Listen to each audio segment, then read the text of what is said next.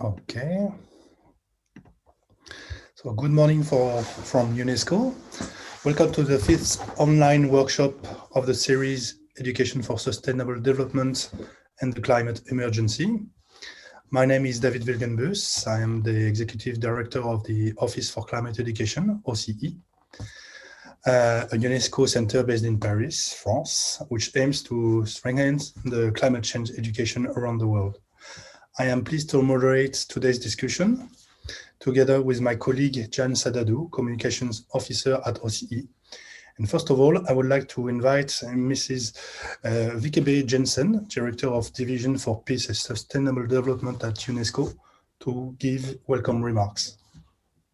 Thank you so much, David, and a very good morning and good afternoon and good evening, and a warm welcome to all of you to this 5th edition of the UNESCO series of online workshops focused on the transformative power of education for sustainable development.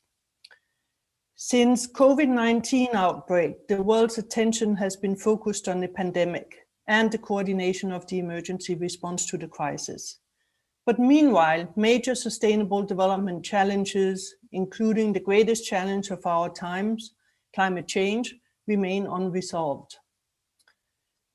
The year 2020 was the hottest year on record, with average global temperatures 1.2 degrees above the pre-industrial level. Change is imperative and urgent, but lasting change is impossible without education. But it has to be an education that leads to knowledge, awareness, and action for sustainable development. And this year provides us with a unique opportunity to strengthen climate education and generate action towards sustainability. Because in May this year, UNESCO's World Conference on Education for Sustainable Development will bring countries and stakeholders together to mobilize support for ESD for 2030. The new global framework for ESD and the roadmap for action. And in November, COP26 will hopefully enhance momentum to addressing climate change. COP26 is also expected to adopt the new Article 6 of the work program. And this is the article of the Climate Convention that addresses education and related areas. We hope that on the occasion of COP26, governments will commit to enhanced action on education for sustainable development and to strengthening the collaboration between the education and the environment sectors. Education for sustainable development provides learners with the knowledge, the skills, values, and attitudes to address the climate crisis and other sustainable development challenges. And education systems can help make peace with nature by ensuring that learners are prepared to address increasingly complex global challenges and also help to support and promote a vision of development that is economically inclusive, socially just, and environmentally sustainable. UNESCO has been working to make education a more central and visible part of the international response to climate change through its Education for Sustainable Development program.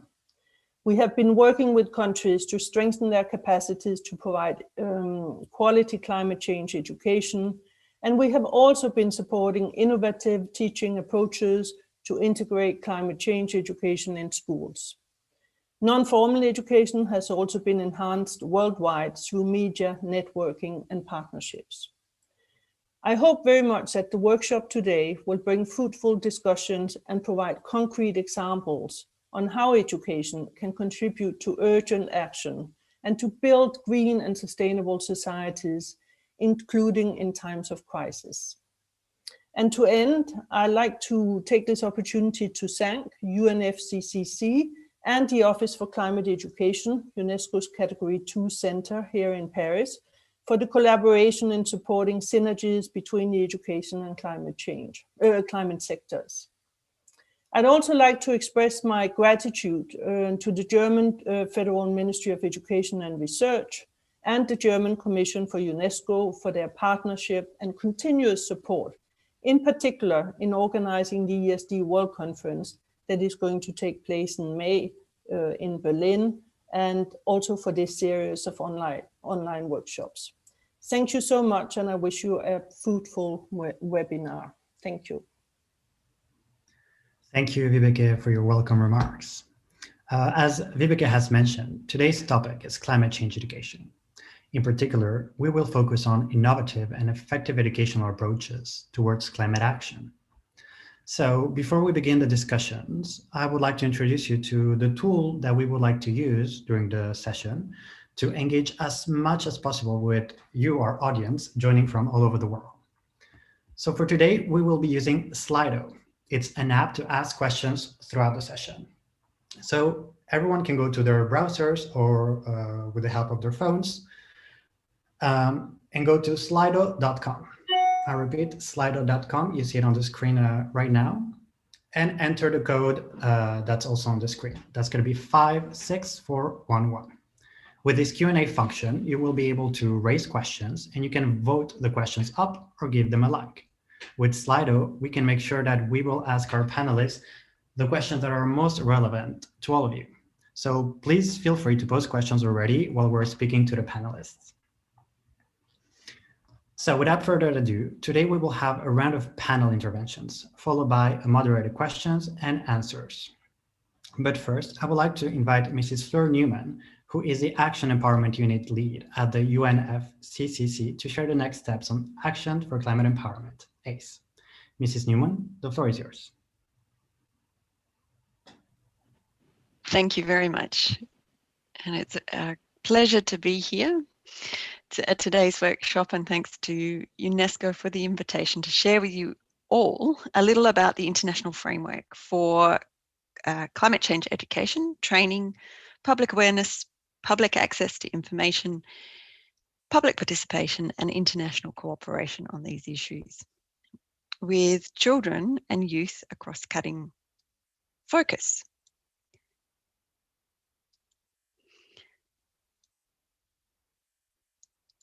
Just dealing with a message there.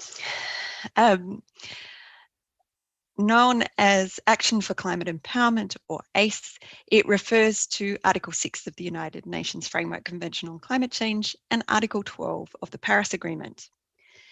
Implementation of all 6 elements and the cross-cutting focus is increasingly being recognised as foundational in solving the complex challenges presented by climate change. We need everyone to be informed, involved, and contributing to the urgent transition we need to low carbon, just, and climate resilient economies and societies. The ACE logo that you see on the slide is designed with different colours, recognising that we have multiple realities in the world. In the logo, you may also be able to see people, because climate change is about people working together with a common responsibility to solve the climate emergency. And as Vibeke has just mentioned, we are in the middle of another global crisis. What is done now to recover from COVID-19 will determine whether nations can fulfill their commitments under the Paris Agreement. And while COVID-19 is one of the greatest challenges global economies have faced in modern times, recovery also opens an unprecedented window of opportunity, of hope and opportunity.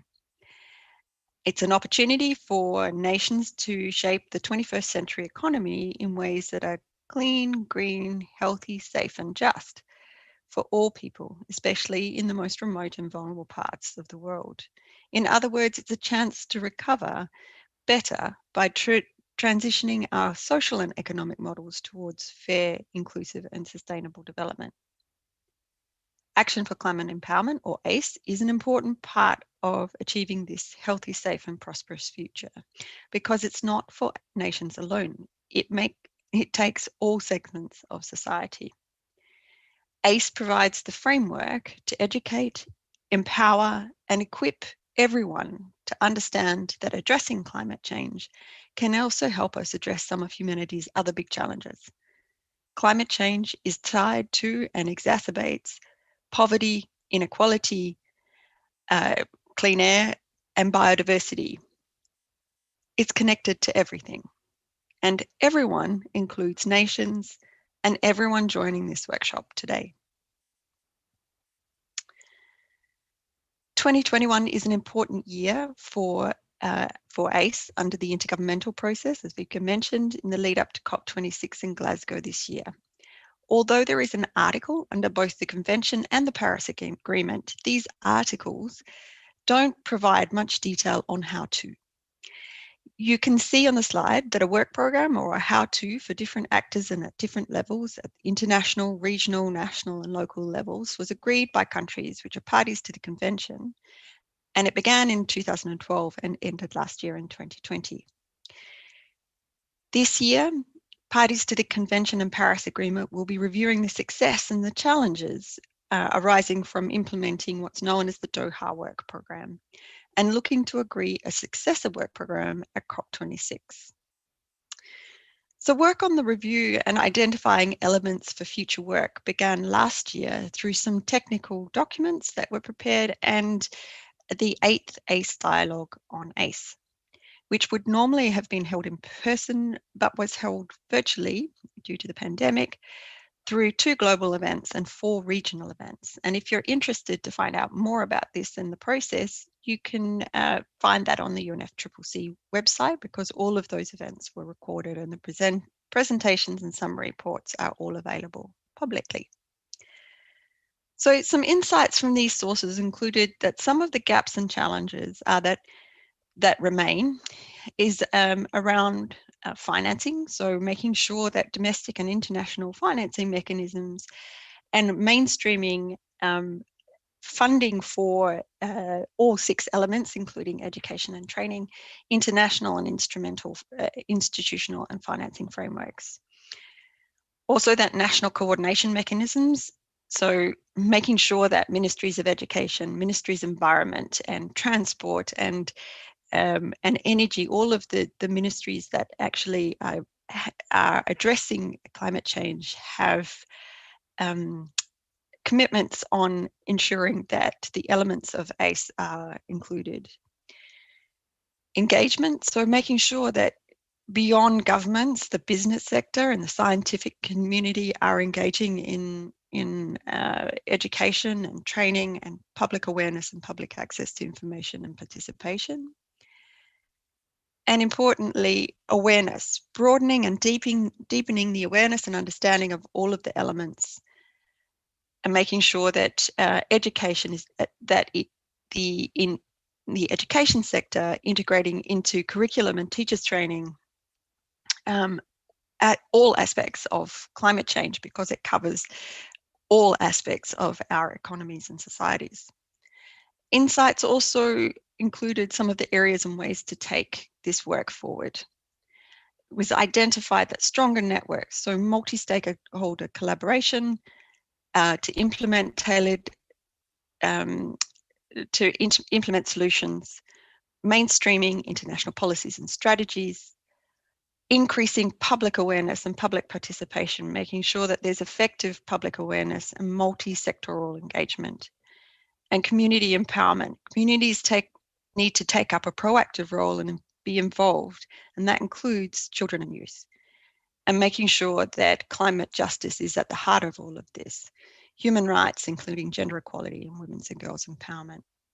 Based on these inputs already received and the active engagement of youth, civil society, and many other stakeholders, we expect that parties to the Convention and Paris Agreement will be in a strong position to agree on how the world takes this work forward towards the 2030. Thank you. Thank you, Fleur, for providing us with this global picture and comprehensive overview on action for climate empowerment and, of course, the crucial role of education in promoting climate action.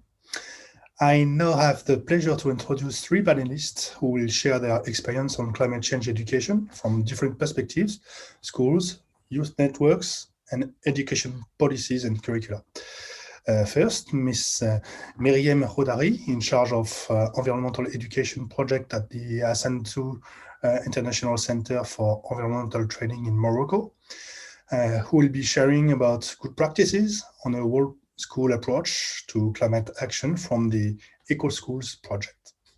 Second, Ms. Mena Mosbar, a young activist from Egypt, who has been working to empower young people and women in climate action through the Arab Region ESD Youth Network and a civil society organization called Youth Egyptian Feminist League. And then Marcia McKenzie from the University of Saskatchewan in Canada and director of the Monitoring and Evaluation of Climate Change Education, MECCE project, who will be sharing some findings on climate change education from several recent studies. Miriam, Mena, Marcia, thank you very much for joining us. Miriam, you are in charge of the environmental education project at the Hassan II International Center for Environmental Training, which is the academic entity of the Mohammed VI Foundation for Environmental Protection in Morocco. Could you please share a brief background about your work in the center and tell us how the Eco School project, in particular the World School approach, has been contributing to climate action and climate education in Morocco? Thank you, David, for your introduction first. And first of all, the Hassan II International Environmental Training Center is pleased to participate in this online workshop that highlights the importance of education as a key for action for climate empowerment. I would like first to introduce to our audience the Hassan II International Environmental Training Center that was inaugurated in 2019 by Her Royal Highness Princess Lalla Hasna, the President of Mohammed VI Foundation for Environmental Protection. The launch of the center commemorates 20 years of the foundation work dedicated to environmental awareness and education, part of the core program that the foundation has initiated since its inception in 2001. Since its inauguration, the center has become an incubator of ideas and solutions for the environment with the support of all our partners and experts. It irrigates from its pedagogy both the programs of the foundation and also its partners in Morocco, in Africa, and around the Mediterranean region to be entirely dedicated to raising awareness, environmental education, and capacity building among youths, civil society, businesses, administrations, local actors, etc. As part of its efforts to raise awareness among our youngest target audience aged 4 to 11, the foundation implemented Eco Schools program in 2006, which is an international program of the Foundation for Environmental Education to integrate environmental education, instill in students the concept of sustainable development, and to encourage them to adopt and transmit environmentally friendly behaviors and lifestyles. Moving on now to the second part of your question, David, concerning the Eco School program of Morocco. First, it is a program based on a whole institutional approach. Please, can you go back to the first slide? Thank you. Thank you. So as I said, it's a program based on a whole institutional approach that promotes schools as entry points to reach communities through school children, especially teachers, parents, and other stakeholders of the school to address local challenges of sustainable development. This whole institutional approach uses a methodology of 7 steps and 7 topics, where the climate change topic has been integrated since COP22, held in Marrakesh. The climate action is implemented in day-to-day actions to that integrate sustainability in school education approach and setting that helps learners to firstly better understand the current impact of global warming, second to have a holistic and critical thinking, and last but not least to encourage them to encourage the behavioral changes needed to engage society on a path of sustainable development. I hope that, David, that I have answered to your question. Thank you. Thank you very much, Miriam, and congratulations for your great work within the center. Could you please provide us with some concrete examples of pedagogical tools adopted by Eco Schools or the changes that you have observed at the result of 15 years of work, and any lessons learned from you would like to share with to those who are working to promote climate change education in schools? To answer to your question regarding pedagogical tools, there are many digital tools on sustainable development topics that have been developed by the Center with technical and pedagogical support from educators and experts of climate change for the benefit of school communities. As you can see on the shared slide, there are a variety of interactive and playful educational tools that are online and free of use in both French and Arabic, but I would like to focus on the 3D digital platform dedicated to climate change topic, and which provides to our young learners videos about awareness raising on environmental topic such as air and climate, and more specifically air composition, air pollution, the impact of air on health. It provides also eco-friendly gestures from schools and quizzes gathered in the EcoSchool Morocco web portal. Moving on to the second part of your question, beyond raising awareness, the Foundation works through the program to strengthen the knowledge acquired by school children from an early age by adopting good practices, allowing them to contribute even on a smaller scale to face climate change effects. I would like to share with you some concrete examples, as you asked, for environmental education activities done by eco-schools within this context, illustrated by the following photos, as you can see on the slide.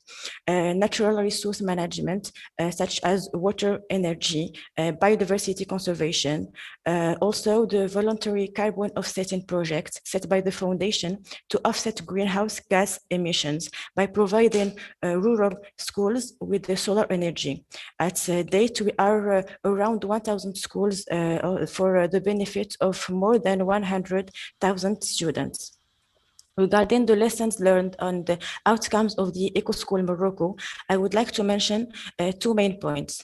In order to have a long-term vision perfectly aligned with the sustainable development principles and to be able to continuously improve our intervention approach, the Foundation has initiated in the last quarter of 2020 an ongoing study on the program's impact over the 15 years, with the support, of course, of experts focusing on the institutional approach's impact, especially to the target community and their behavior in and beyond school environment.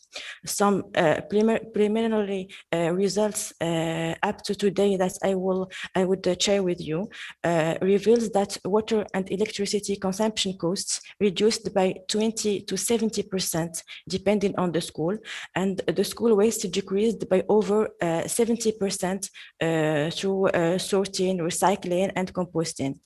The second point concerns partnerships.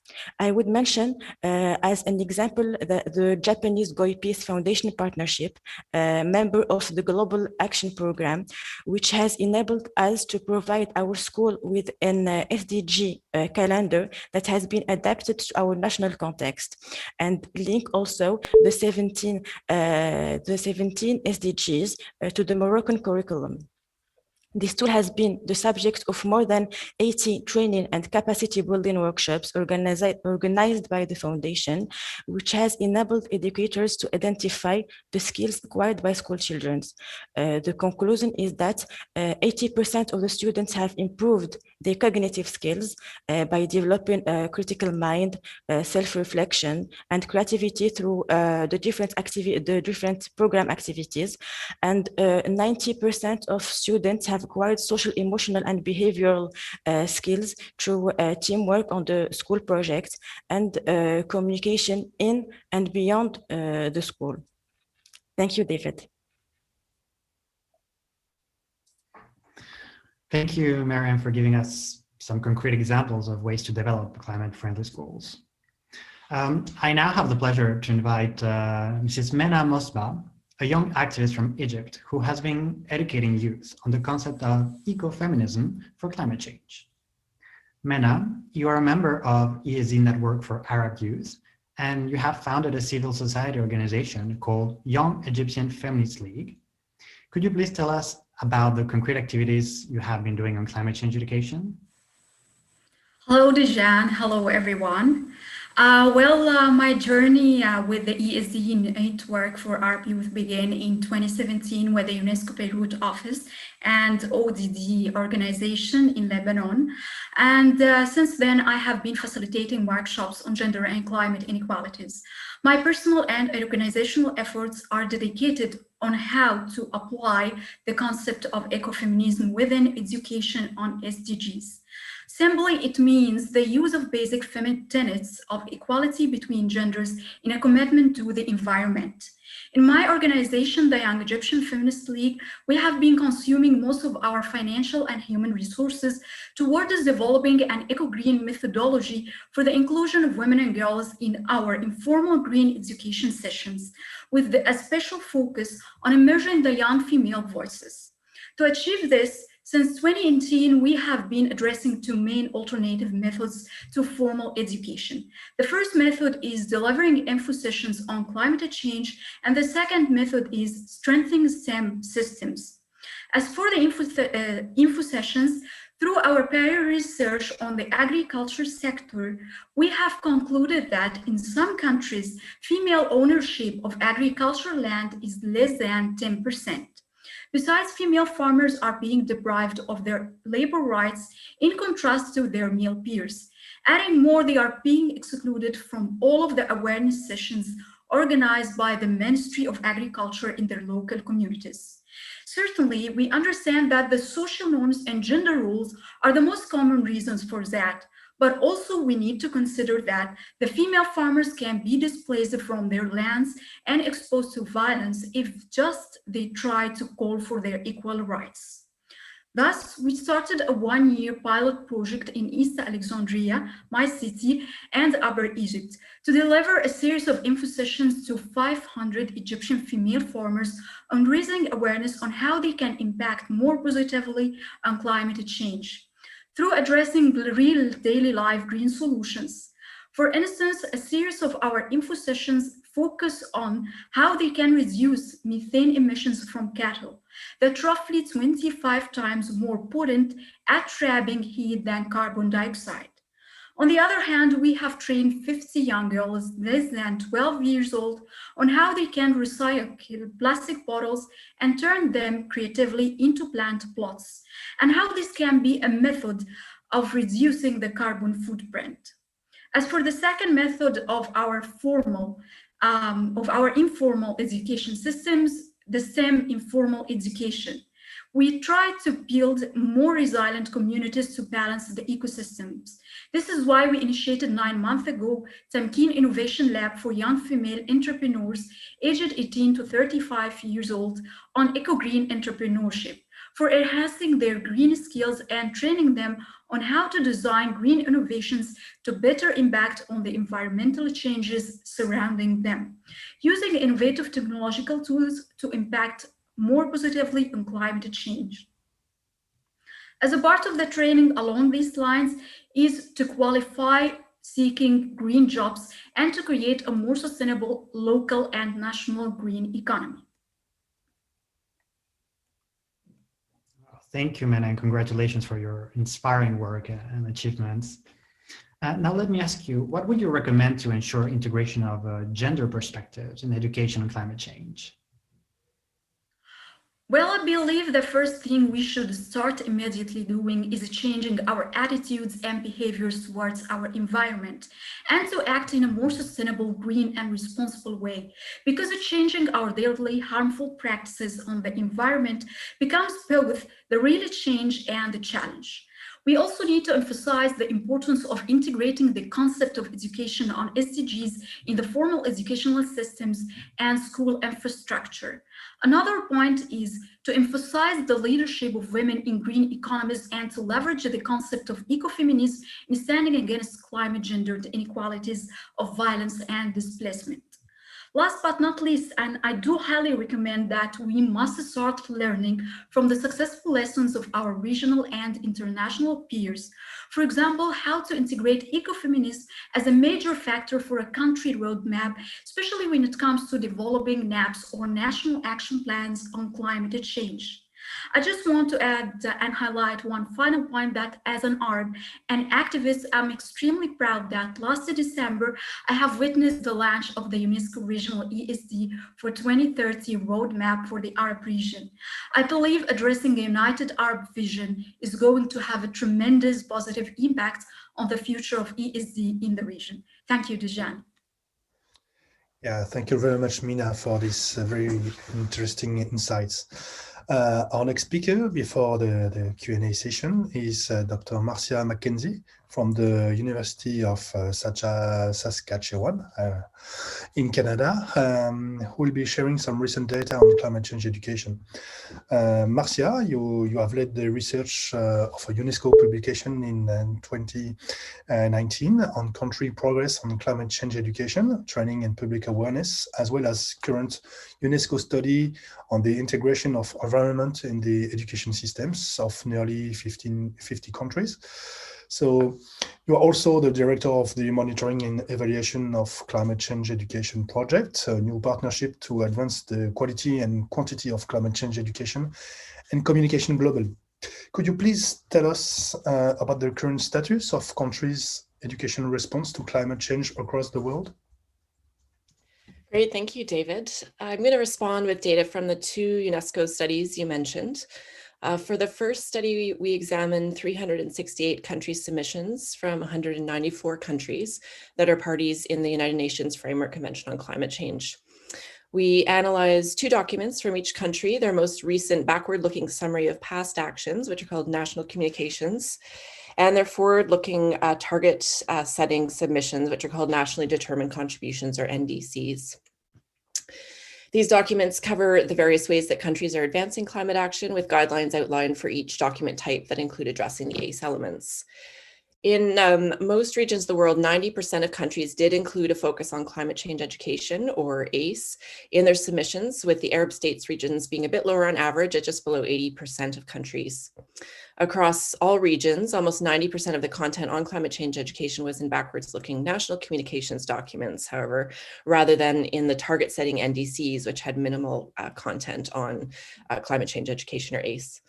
This suggests a gap in countries' planning and a need for them to move more fully into taking up education and communication as essential aspects of climate action. For the slide you see here, when ACE-related content was included in either document type, only 17% of the content discussed primary, secondary, or tertiary formal education, with most focusing on public awareness. And then here, sorry, in the slide, of the content referring to formal education, we found a similar trend to other UNESCO studies, with a dominant emphasis on increasing cognitive or fact-based knowledge of the science of climate change, versus education focused on addressing social justice issues related to climate change, or emotional aspects such as denial or eco-anxiety, or on increasing capacity for action or behavioral change. This was the case across each of the primary, secondary, and tertiary education sectors, as you can see from the various colored bars in the slide. Ideally, we would see more integrated and holistic approaches to education, which address all these aspects in combination. And for other figures and findings from the study, please refer to the report, the link, which I think is going to be in the chat. There is also the second study I wanted to draw on it with, yeah, that's fine. I wanted to draw on in regards to the current state of countries' educational responses to climate change. This study focused specifically on primary and secondary education in countries around the world. And it's in the final stages and has been undertaken with colleague Erin Benevote for UNESCO. In addition to interviews with global stakeholders in education and a survey with respondents from 90 countries, maybe some of you, we undertook an analysis of around 80 education sector plans and national curricular frameworks for about 50 countries. So to highlight a few key findings from that current study that are pertinent to climate change education in particular, Overall, there was relatively little climate change content across the documents. Sorry, I'm still on the first slide there, please. With only 224 mentions, as we can see in the purple bar, relative to, for example, over 11,000 mentions in the policy and curriculum documents to environment more generally, the blue bar there. And then also we looked at sustainability and biodiversity. Next slide, please. We also found variation in focus across those 4 different clusters, across different regions and different language groups. So French language countries notably included relatively more content on climate change. The tall blue bar for Spanish-speaking countries is also reflective of the Latin American and Caribbean region having the most content overall across all 4 of these clusters relative to other regions of the world. Specific countries, next slide please, varied considerably in their relative focus on climate change. For example, you can see here that Bangladesh had a high proportion of its overall environment-related references in the policy and curricular documents that were focused on climate change, the purple section of the pie for the second graph there for Bangladesh. However, looking more closely, the number of climate change mentions is quite similar to, for example, India, which had a much higher number of overall references to environmental themes at 66 versus 13 mentions, if you can see those N numbers at the top, just below the country names. Other findings from the survey completed largely, sorry, not quite yet on that one, just back to the other slide, please, completed largely by teachers and school principals, indicated that the school subjects most likely to include environment-related content were biology, science, and geography, with the perception of inclusion across all subjects being quite low. More than 30% of respondents also indicated no inclusion of environment-related content in teacher training programs in their country. Back to you, David. Thank you, Marcia, for sharing these interesting findings and data. So as you mentioned, globally, there seems to be still a lot to be done. What do you think needs to be done to strengthen countries' education response to climate change based on these recent findings? Great, thank you. And next, I'll take that next slide now with some recommendations, which are based on the findings from these 2 studies, as well as some other research we've done, including for the Canadian Commission for UNESCO. So one is that, as Fleur Newman spoke about at the beginning, in relation to the UNFCCC processes, more negotiation is needed to further the UNFCCC requirements for inclusion of ACE in NDCs as well as in national communications. In many countries, we have a gap between ministries of environment that lead to global climate change negotiations and country target setting usually, and ministries of education and training that are responsible for a number of the ACE components of education and communication, for example. The NDCs under the Paris Agreement and the expectation that they address ACE can be a tool to help countries connect their climate change and their education governance to advance this key area of action for ACE or climate change education. 2, more specific emphasis on addressing climate change and biodiversity in education systems is needed. As the connected climate and biodiversity crises have escalated in recent years, we've found that the education policy and curricular documents in many countries have not kept pace. Often there's a delay. Curriculum is only renewed every decade or so, or every 5 years. And so in some cases, there's a need for renewal to integrate these critical issues and emergencies. This includes addressing these issues across grades and subjects and in teacher training, as findings from the second study suggest. 3, the need to go beyond cognitive science-based teaching on climate change cannot be overemphasized. Climate change and its current and future impacts is such an overwhelming issue, which can shut people down into forms of denial or grief, which are paralyzing in terms of taking action and changing our societal and economic systems. It is essential, therefore, that climate change education tackle these aspects by engaging with how climate change affects us, what can be done, and empowering learners to support and advance action on climate change. Finally, as was mentioned by the first speaker, a whole school or whole institution approach to climate action is key. This means going beyond inclusion of climate change in curriculum or content-wise, and also including it as a consideration in education infrastructure design, in working with surrounding communities on climate action, and in overall education governance priorities. So just to wrap up, in addition to the UNESCO studies, please also check out SEPIN's primer, which I think will be dropped in the chat for more ideas on how to include climate change in primary and secondary education. And David mentioned our new monitoring and evaluation of climate change education partnership project, which is in collaboration with UNESCO and the UNFCCC as advisory committee members and with over 80 partners around the world. And we have a goal to further this work through advancing the quantity and quality of climate change education and communication globally. So again, please check the chat for the link and find out more and sign up for updates. And we will be seeking case study proposals, offering learning institutes and building global databases to support monitoring and target setting in this area. Well, thank you. Thank you so much, Marcia. And I would like to thank again all of the speakers, so Marcia, of course, but also Mina and Miriam.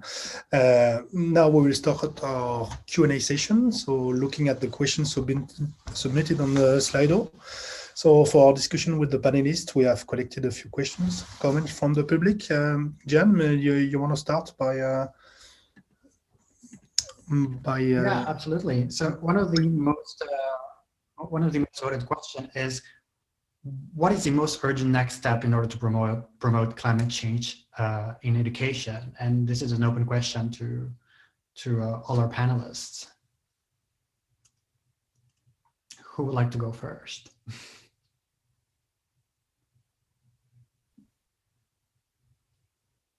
I could say something on that if.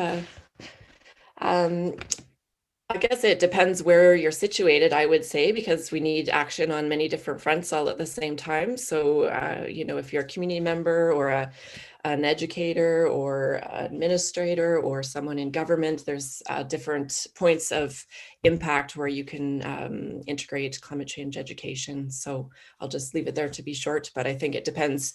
You know, we have a number of different ideas, I think, in the presentation here, coming from different points of contact at the school level, at the policy level, at the intergovernmental level. So, and we need action on all those fronts. Absolutely, this is a multi-level issue. We're running a little bit short on time, so I'm just going to move on to our next question. Maybe a more specific question target to Fleur, if you'd like. The question is, how is the ACE process connected to the international processes around ESD 2030 and SDGs?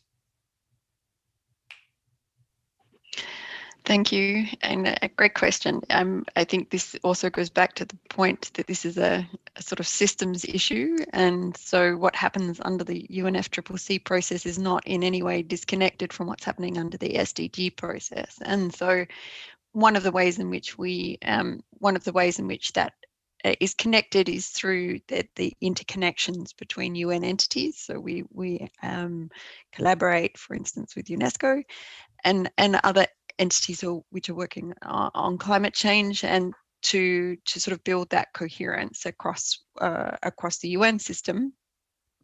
But also we have constituency members. So there's a number of constituencies under the UNFCCC, which are made up of international and NGOs and civil society organizations and communities. So like ECOS is a community which is involved in also not only within the UNFCCC process, but also within the SDG process. So there are lots of different ways in which we connect, and also countries. There's 197 countries under the convention, and there are also countries who agree to the SDGs. So there are lots of different linkages, and in fact, it's a really important area in which countries can sort of enhance what Marcia was talking about in terms of tracking and monitoring, because there are also targets under the SDG on education, which would be useful in the context also of what we're looking at here. And obviously there's SDG 13. So there are interconnections there, and it's a really important aspect. Absolutely. Thank you, Fleur, for your answer. I would like maybe to ask a question to Miriam now. relating a little bit to this, keeping track of what is being done, is there a platform or good examples on climate education material for teachers and the reference to the curricula are compiled? Thank you. Well, yes, of course, there are, as I mentioned on my presentation, there are many platforms and tools that helps our learners and also the teachers and educators to sensitize all the targets to the climate change topic. As I mentioned, there is the I could mention the calendar of the ODD, and I will send you, if you want, all the links related to this to this point. Thank you. Great. I'm sure we can have it on the chat very soon. Okay. Thank you, Mariam. I'd like to address Mena, if you're still with us. We know that women and girls are disproportionately affected by climate change. So how can we use education, both formal and non-formal, to involve them and make them agents of change? Oh, that's a very hard question to answer. But I will try just to say my answer in a few points. As for the formal education, we need to integrate more STEAM systems in our schools. We need to start training women instead of how to cook for fun sessions and so on. And this is especially in the Arab region. We need to train them on using mathematics and physics to find alternative solutions to combat global warming, for instance. So we should start by applying STEM education, and we should start focus on providing equal opportunities for girls at school. This is for the formal education, and for and also we need in the formal education to strengthen international action plans that we do have a roadmap for integrating young girls in climate change education. As for the informal, okay, we already have mentioned that we mobilize sessions, so sessions can be mobilized in the vulnerable communities that the most needed for more information about the agriculture sector, more information for women about how they can use the simple methods to start planting and to start reduce the carbon footprint. So I believe this is need more time to answer, but I think, yeah, that's it. Well, you can take a few more minutes if you like. It's an extremely interesting question, but thank you for this first. Yes, go ahead. Okay, I just wanted to highlight that we have a lot of international conventions that focus on the ecofeminism. For instance, there is CEDAW that focus on integrating women in all decision and policy making positions. And there is a part of CEDAW that focus on integrating women in acting to the environment as agent makers. We should start as civil society members working on how we can activate such articles in the international conventions. This is another point, and I think we should start also in trying to adapt some sessions to men and boys, and to teach them on how they can support their female peers, whether in the agriculture sector, whether in the life, whether in the climate change education. This is very important to integrate women as well in the support of applying all methods for gender equality. Thank you. Lovely. Thank you so much for your very complete answer. Extremely interesting. Of course, we need to integrate everyone in creating these agents of change. I was wondering how, a question for everyone this time. I think it's a question from Lisa, who's with us today.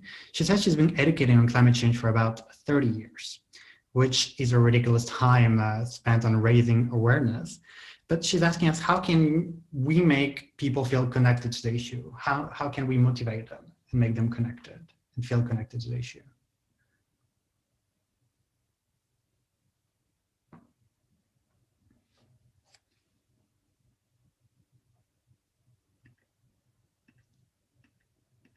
Who would like to give it a try?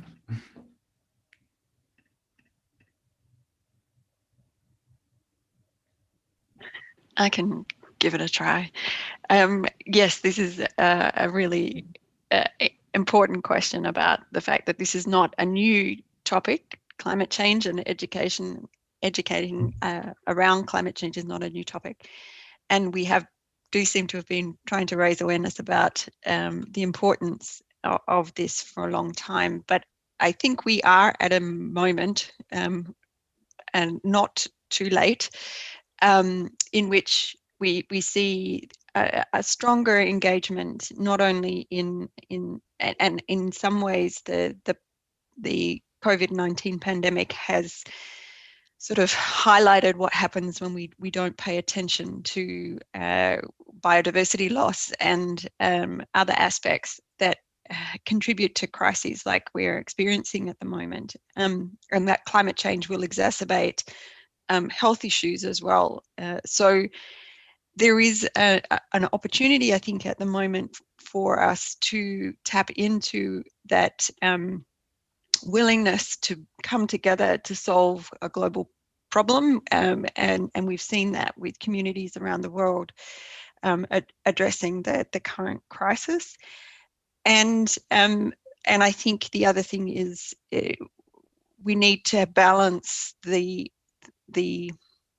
urgency and the crisis aspect of dealing with climate change with hope, because it's hope that allows people to engage in something and want to contribute, and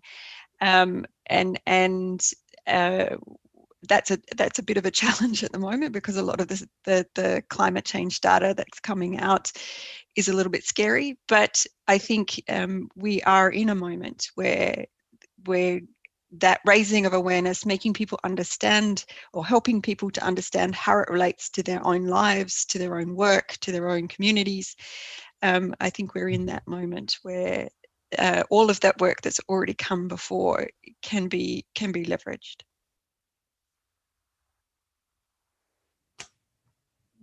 Absolutely, absolutely agree. I don't know if any of the other speakers would like to answer as well to the question. I can speak Marcia, to the part about motivating. How do you motivate young people to take action? And it's from a longer history in environmental education.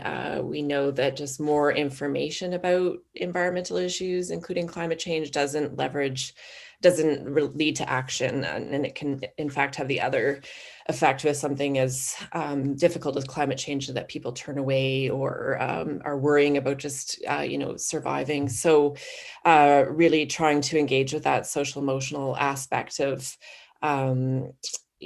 taking on how people find it difficult and how they're suffering or why they're turning away, and trying to engage with that. So it's very difficult pedagogically, but I think important to do that. And as I saw a number of people putting in the chat, the importance of connecting with the planet, with land, and having that connection, and being able to see the changes or value and have it matter to them as well is really important. And then feeling empowered that there is the possibility of changing something. So it's not just impossible, but giving opportunities for action that could lead to change, so that people see the value and the possibility. Don't give up. So thanks. Of course, we shall not give up. No, but that's a very interesting point. So maybe because we have like 5 minutes left, to try to end in an optimistic, from an optimistic point of view. So if we look back at this past year and we reflect on the pandemic and everything that's been happening, I would like to ask this question quickly to every speaker. What makes you optimistic about climate action and ESG being fully embraced and implemented in your specific context? Where is your ray of sunshine this year? Maybe we can start by Fleur. Thank you. Well, as I say, I think what we see around the world at the moment is people coming together to work on things in a multilateral way, and I think that we, despite everything, we are still seeing action on climate change, and I think that that gives us all reason to hope.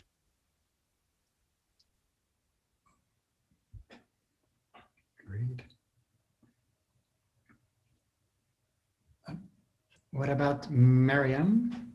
What gives you reason to hope in the light of the pandemic we've been through? What I could add is the interest of the youth in this at the climate change issue, and also the volunteer work of the eco schools that target the importance of this issue. That's what I could say in brief. Thank you. No, thank you. Marcia, Mena, would you like to add something? Yes, go ahead, Mena. Okay, I just want to add that I believe the pandemic and the lockdown have impacted positively to the environment, where people have seen how the humans are being very harmful to the environment. What I like the most that people are now more evaluating their relationship to their Mother Earth. So people are now in more activities related to meditation, exploring their harmful carbon footprints on Earth in a way that they have started to change their mentalities in dealing with the environment and trying to find more deeper green connections with Earth. And for the second thing, I believe that many youth have been trying to search for other ways to sustain their jobs after they have lost their jobs during the pandemics. So this is a kind of a way on how they can impact more to the green economy through entrepreneurship. Thank you. And I'll just add briefly, also, I think the pandemic can be seen as a hopeful aspect potentially for climate change if we're able to sort of make the most of it. Fleur mentioned this earlier, but I think making explicit the links between why are we seeing this type of pandemic and why can we expect increasing frequency and severity of pandemics if we don't take environmental action and reduce the changes to habitat and habitat loss that animals are seeing that are causing a pandemic. So I think as folks working in this area, we can use it as an opportunity to, as a further wake-up call, besides all the climate-related emergencies that we're seeing, that actually the pandemic is a climate and environmental symptom as well, and to motivate us further.